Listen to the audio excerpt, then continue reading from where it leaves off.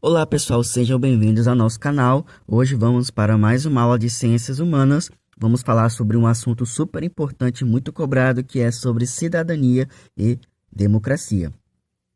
No cenário atual, marcado por rápidas transformações sociais, econômicas e políticas, o entendimento profundo dos conceitos de cidadania e democracia é fundamental para que cada indivíduo desempenhe um papel ativo e consciente na construção de uma sociedade justa e igualitária.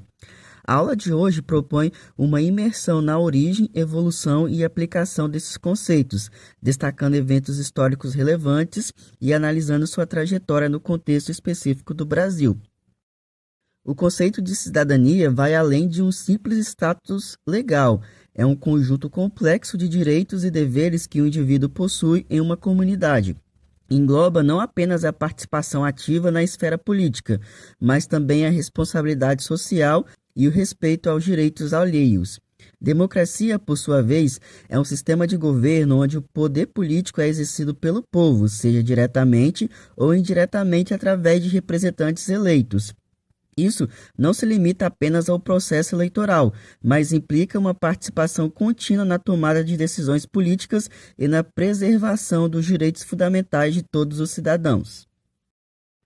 A origem e evolução dos fundamentos da cidadania e da democracia remontam à Grécia Antiga, notadamente em Atenas, onde a participação direta dos cidadãos nas decisões políticas era uma característica marcante.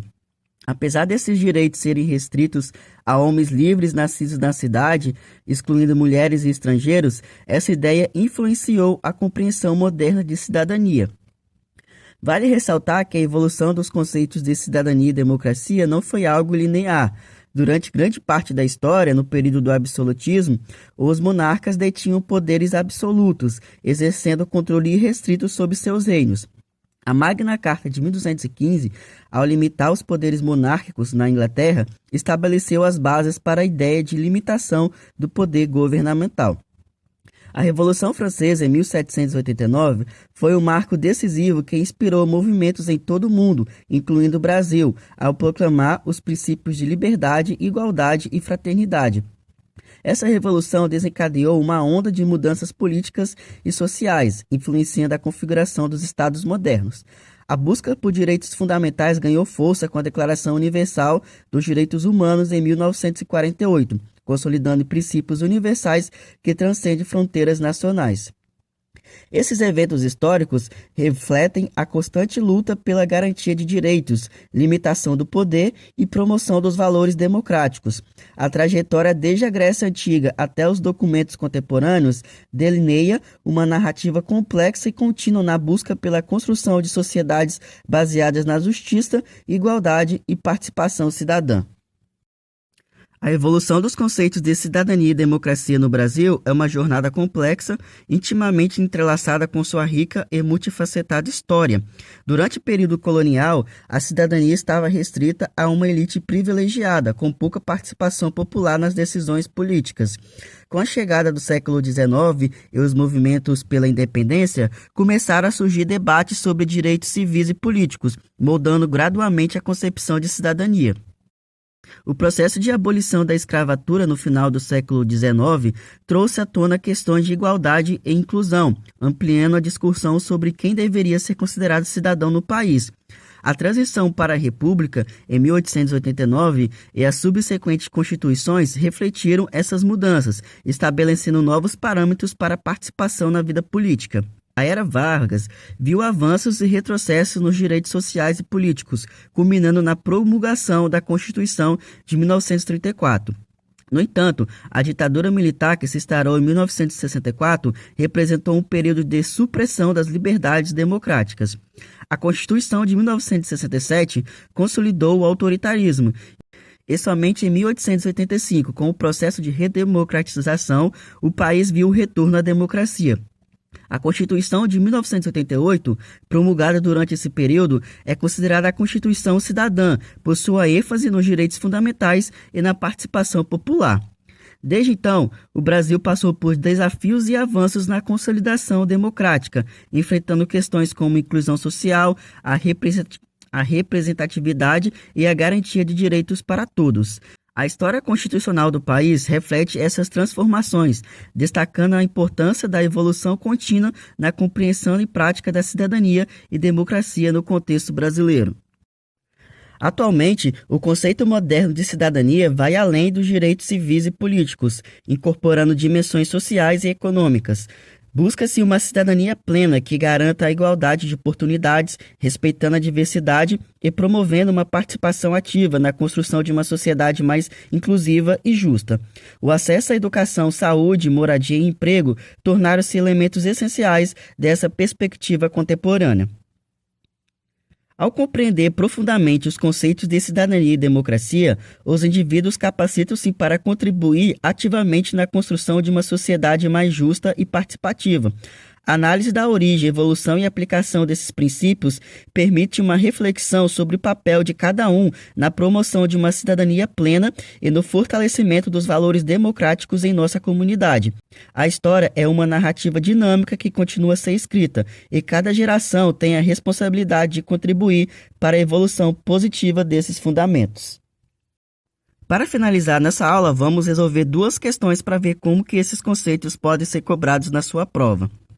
Primeira questão: somos todos iguais ou somos todos diferentes?